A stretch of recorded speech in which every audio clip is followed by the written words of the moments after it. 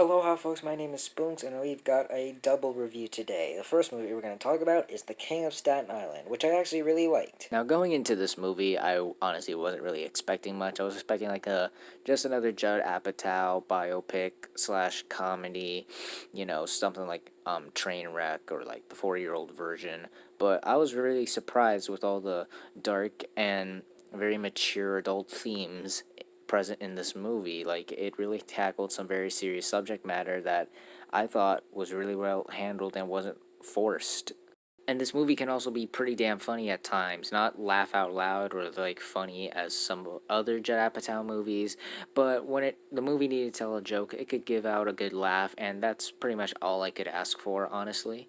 And the comedy didn't feel unnecessary or forced. It didn't feel like during a certain scene they put comedy just there. No, the comedy felt natural, and like I said before, it made me laugh from time to time. The characters in this movie were also good as well, particularly the two leads, Bill Burr and Pete Davidson, especially Bill Burr, because with these types of movies, they'd either try to make his type of character like either really really good or like just pure evil, but they didn't really do that. They made him to a person. He has his faults, but he also has his positives. He has his positives and negatives, and I think they really fleshed out his character a lot and did a good job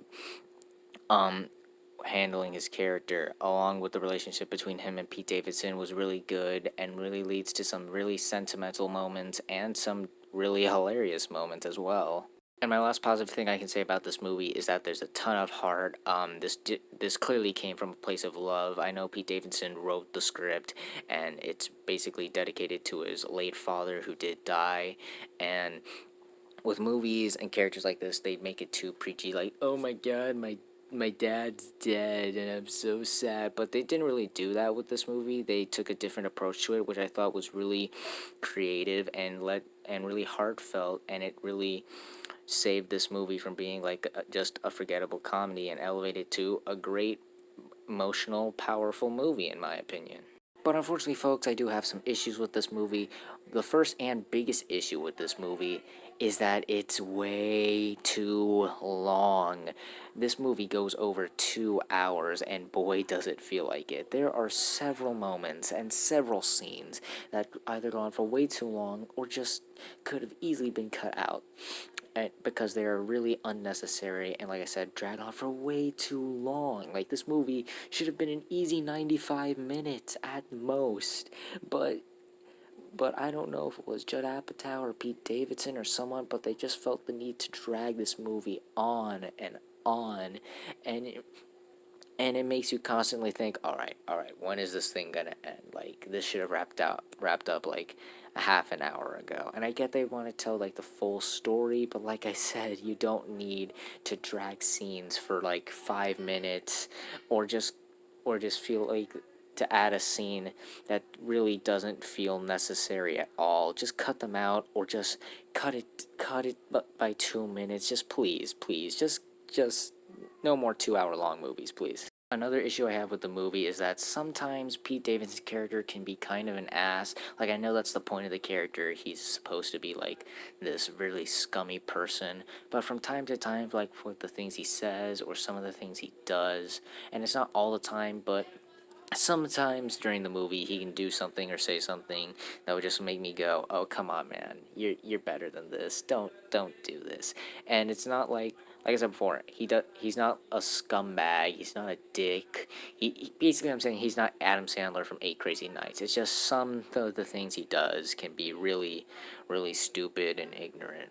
Another issue I have, which could just be entirely on me, but I feel like this is basically just a, a longer extended version of Pete Davidson's other movie that came out this year, Big Time Adolescence, which is on Hulu, and it's also a great movie. Go check it out. And I don't know if it's just me, but these are very, very similar movies, except one is over 2 hours long. And this isn't harping on the movie or anything. It just felt very odd that they are very similar movies, and yet one of them costs like near $20 and the other is free on Hulu. And the last issue I have with this movie is that there are certain plot lines and characters that just either go completely nowhere or just completely disappear from the movie.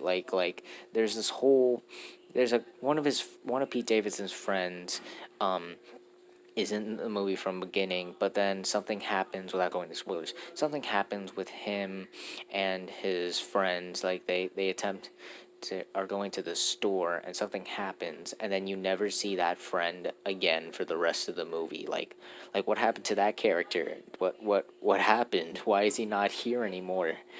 You gotta give me answers.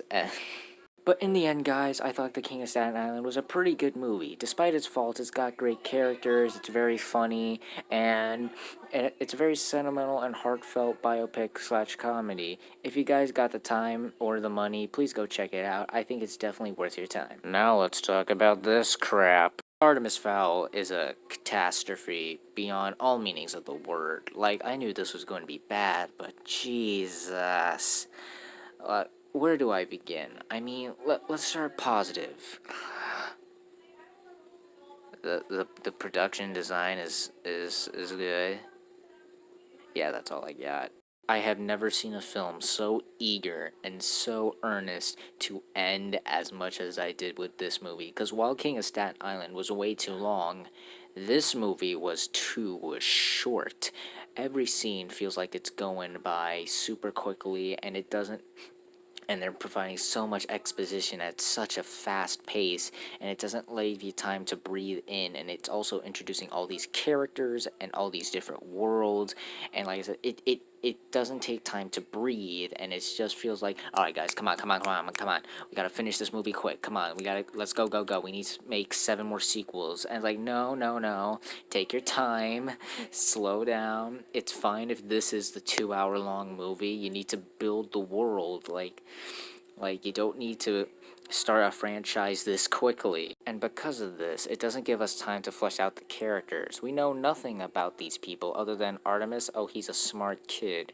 The fairy, whose name I'm too lazy to look up at this moment, she just wants to be a cop. Oh, Josh Gad, oh, he's the narrator / comic relief. And speaking of Josh Gad, he and Judi Dench both talk with this very scratchy voice and accent, and it's very odd and distracting because no one else in the movie talks like them, and you just wonder, well, whose idea was it to give them these voices? Was it the director? Was it the celebrities themselves? Like, why are they speaking like this? The effects in here are also noticeably bad, and I had to check because I was wondering if this was like a much cheaper movie to make for Disney, but this was $125 million, and I'm honestly surprised because these effects are not convincing and not good looking in the slightest.